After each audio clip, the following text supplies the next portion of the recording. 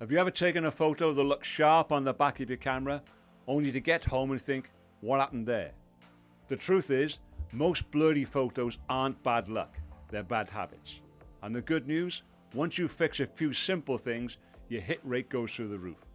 So in this video, I'm going to walk you through 5 practical ways to get sharper photos every single time you pick up your camera. And stick with me, because at the end, I've got a bonus tip that can make a massive difference to your sharpness, and hardly anyone talks about it.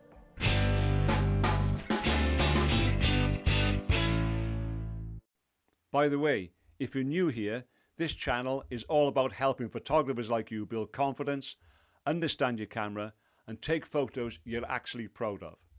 And sharpness, it's one of those things that can make or break an image instantly.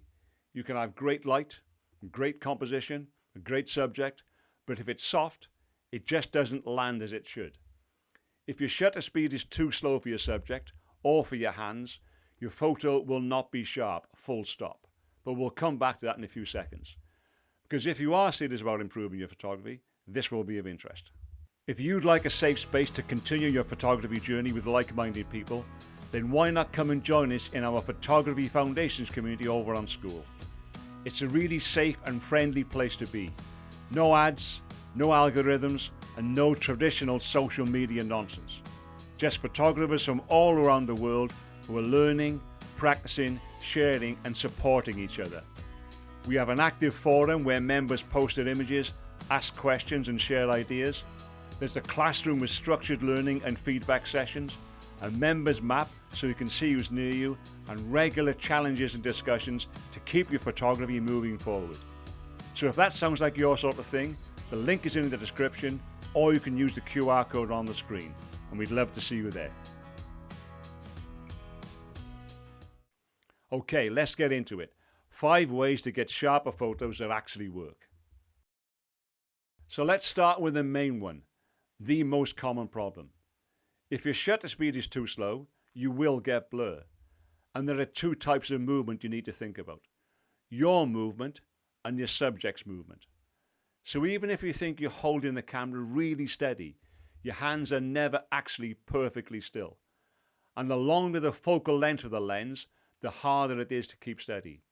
And if your subject is moving, well, now you've got double the problem. So here's a simple rule of thumb. If you're hand holding, your shutter speed should be at least the reciprocal of your focal length. Let me explain. If you're shooting at 50 millimeters, aim for 1/50th of a second or faster. 200 millimeters, then you're looking at 1/200th of a second or faster. But honestly, if there's any doubt, go faster. In fact, the slowest shutter speed I'd recommend for handheld is 1/60th of a second. And modern cameras handle ISO better than ever. And anyway, a little bit of noise is far better than a blurry photo. I'm sure you'd agree. This one catches people out all the time. Your camera doesn't actually know what your subject is. It basically just does what it's told, what you tell it to do. So if you let the camera decide where to focus, it'll often pick the wrong thing. It might be a bit of the background, a high contrast edge, but something you didn't actually intend. And smart focus isn't always that smart, so you need to take control. Use a single focus point or a small focus area and place it exactly where you want sharpness. For portraits, focus on the eye nearest the camera. Always the eye, not the nose, not the ear, the eye. And if you're shooting at wider apertures, like f1.8, f2, or f2.8, your depth of field is pretty thin, which means if you miss focus even by a little bit, it's gone. Modern mirrorless cameras have got amazing face and eye tracking, so where possible, make the most of that. But if you're on an old school DSLR like me, I would recommend a single focus point and the focus recompose technique, where you lock focus on the eye or whatever it is in the scene you want sharp, then recompose the shot before pressing the shutter. Oh, hang on, you blinked. Right, let's talk about the way you hold the camera for a second, because this isn't just about settings, it's actually about technique as well. If you're waving the camera all over the place, it doesn't matter what your settings are. You're definitely making life more difficult for yourself. So think about how you're actually holding the camera. Left hand under the lens, right hand on the grip, with your index finger ready to take the shot. Tuck your elbows in, keep the camera close to your body. Now, again, I'm old school, and I like to use the viewfinder, which I feel is more comfortable for me. It's easier for me to check my composition, and it's easier for me to check the edges of the frame. And also, it gives me another point of contact against my head for stability.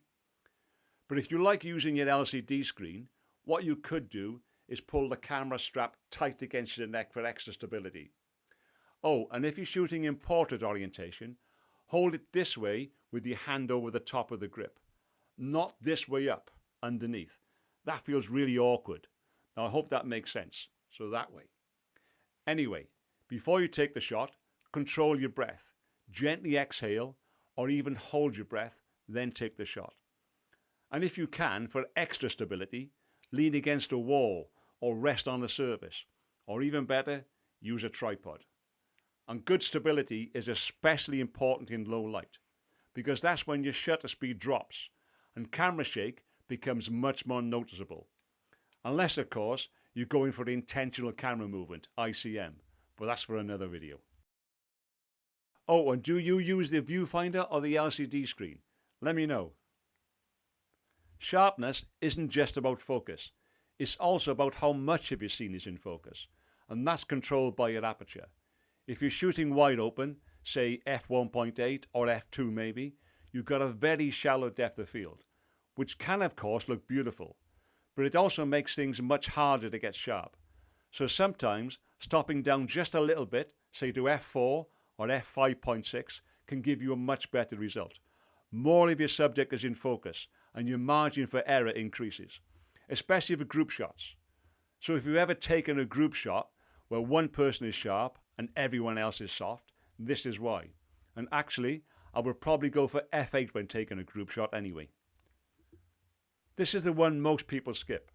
So you take the shot. You quickly glance at the back of the camera and you think, yeah, that'll do.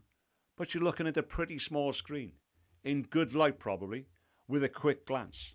So here's what I suggest you do instead. Zoom in. Check the detail. Check the eyes. Check the area that actually matters. Because if it's not sharp there, it's not sharp full stop. And if it's not sharp, take it again. Adjust, refocus, increase your shutter speed. Do whatever it takes. Just don't cross your fingers and hope for the best. By the way, which of these do you think is catching you out most right now? Is it shutter speed, focus, or maybe just rushing the shot? Drop a comment below.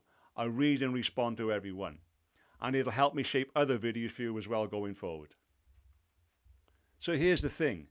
Sharper photos aren't about luck. They're all about stacking small advantages in your favor. A little more shutter speed, a bit more control over your focus, better technique, a slightly different aperture, and actually checking your image before you move on. And when you start combining these, that's when everything changes. Your hit rate goes up, your confidence goes up, and you start trusting yourself a lot more behind the camera. And just like in composition, it's rare that one thing does all the work. You're usually combining 2, 3, or sometimes all 5 of these at the same time. And that's how you get consistently sharp photos. Okay, as you're still here, and as promised, here's your bonus tip. If you really want to max out sharpness, especially when you're being really careful with your composition, take your hands off the camera and ideally get it on a tripod.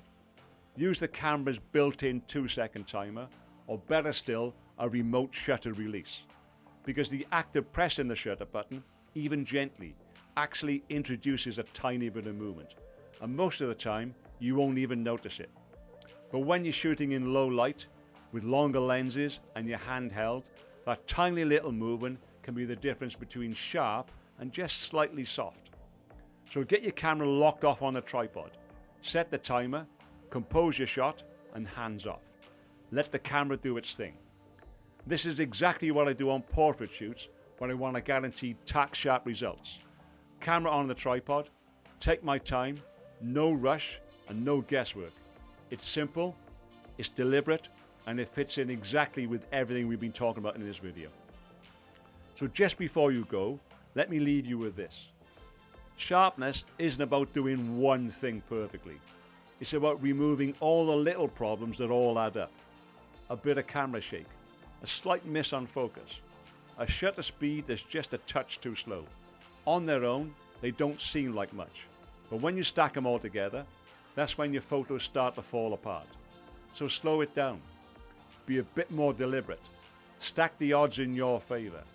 And when you do that consistently, sharpness stops being something you hope for, and it starts being something you actually expect. Don't forget to check out our Photography Foundations community over on School, and if you found this useful, give it a like and make sure you check out the rest of this mini-series.